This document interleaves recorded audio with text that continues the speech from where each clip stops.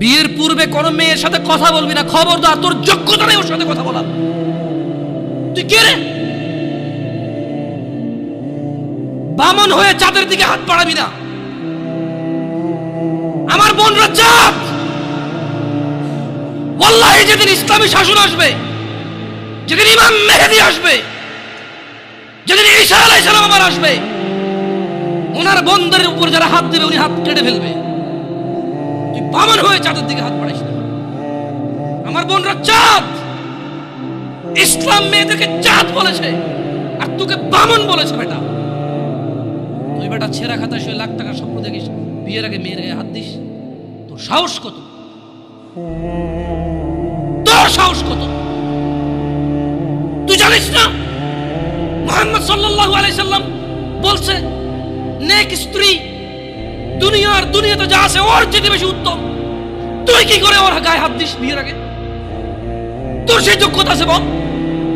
তোকে আল্লাহ জাহান্নামে ফেলবে, তোকে আল্লাহ জ্বলন্ত আগুনে নিক্ষিপ্ত করবে, তোর শরীর পচবে, তোর শরীরের গন্ধে জাহান্নামীরা থাকতে পারবে না। তোকে আল্লাহ এত নিকৃষ্ট শাস্তি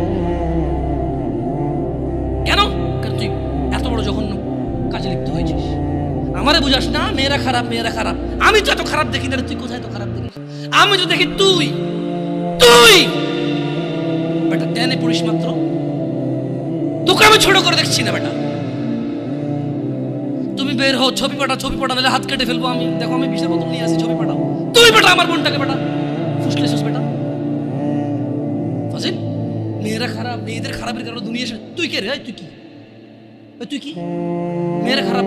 শোন, আমাদের গ্রামে প্রবাদ আছে, ধর্মীয় কথা না এটা। এখন যেটা বলছি এটা প্রবাদ, এটা ধর্মীয় কথা না। কোনো মেয়ের দেখবেন হাঁটুর উপরে কাপড় ওঠে আর নামে না বেটা। তুই উঠাইছস হাঁটুর উপরে কাপড়, ও উঠায়নি। হাঁটু পর্যন্ত তুই উঠাইছস আর এখন সে নামাচ্ছে না। তুই মনে করিস তুই বেঁচে গেছিস না? তুই মনে করিস তুই জিনাই জেনা না? না বেটা, ও তোর সাথে জেনা করেছে, এরপরে তোকে বাদ আরেকজনের সাথে করবে, আরেকজনের সাথে করবে। আর তুই সূচনা, তুই ওকে শিখেছিস এটা, সবগুলো তোর উপরে। তুই নিজের ছোট পাপিষ্ট মনে করিস না? তুই মনে করিস কি হয়েছে, আমি তো একটা চুমাই নিছি। আমি তোকে বলছি ছবি তুলে পাঠাও, টয়লেটে যাও, ব্লাউজ খুলে ছবি তুলে পাঠাও, জামা খুলে ছবি। আল্লাহ তোকে হেদায়েত দিকে আমিন। ভয় পা, আল্লাহকে ভয় পা ছোট ভাই আমার। সবাই বুড়া হয়ে মরে না, বহু মানুষ যৌবন্ত অবস্থা। ছোট ভাই আমার, তোর ঘরেও বোন আছে, ভয় পা, আল্লাহকে ভয় পা। তুই এত বড় অপরাধে লিপ্ত হইস না। তুই মেয়েদের হাঁটু পর্যন্ত কাপড় তুলিস না, খবরদার, তুই এটা করিস না। মানুষ তো বেশি নাই, তারপর আলহামদুলিল্লাহ সবাই যেহেতু ঘরোয়া পরিবেশে। বলেন তো কোনো মেয়ে, আপনার বয়স তখন 16 বছর ছিল আর কি। আচ্ছা যান, কোনো একটা 14 থেকে 18 বছরের মেয়ে আপনাকে বলছে চলো আমরা একসাথে থাকি, বলেন 1 লাখ একটা পাবেন, 1 লাখ। আমি বলে দিচ্ছি, চ্যালেঞ্জ হলে আসিও, তুমি প্রমাণ করে দিও। মেয়েরা প্রেম হারাম, ইসলামে বিয়ের পূর্বে সম্পর্কই হারাম। কিন্তু এর মধ্যেও কোনো মেয়ে ছেলেকে বলে না কিস করো, আমাকে একটা তোমার লুঙ্গি খুলে ছবি পাঠাও, বলে না। প্রত্যেকটা ছেলে বলে, এভরি সিঙ্গেল ছেলে বলে।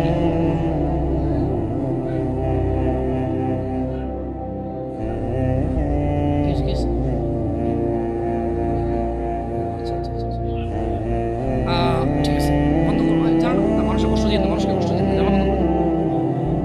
আপনার সাউন্ডটা আরো একটু করে কেমন, মানুষজন যাতে কষ্ট না পায়, কেমন? কারণ সবাই বাধ্য না তো। না ঠিক আছে, না জানালাগুলো বন্ধ করে দেন, মানুষ যাতে কষ্ট না পায়, কারণ সবাই তো বাধ্য না। আর সাউন্ড সিস্টেমটাকে আরো তাহলে কি করবেন, মানে এরপরের হালাকা না, নিচে আপনি মাইক লাগাবেন, মাইকের সাউন্ড লিমিট করবেন। আপনি দেখেন, এটা তো টেকনোলজিক্যাল ব্যাপার, রাইট? আমি আপনাদেরকে অনুরোধ করবো, এরপরে আরো অনেকেই আসবে, রাইট? প্রতি মাসেই হয়তো আসে।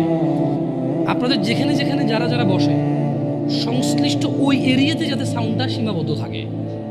নিচতলায় তো আর এখানকার সাউন্ড যাবে না, নিচতলায় আলাদা একটা সাউন্ড ওই লাগাই দেন, মাইক্রোফোন লাগাই দেন, মানে স্পিকার, সরি নিচতলায় কি আর একটা, আর মাটিতে বাড়ি দিলে কে যেতে ওঠে, এটা তো ভয়।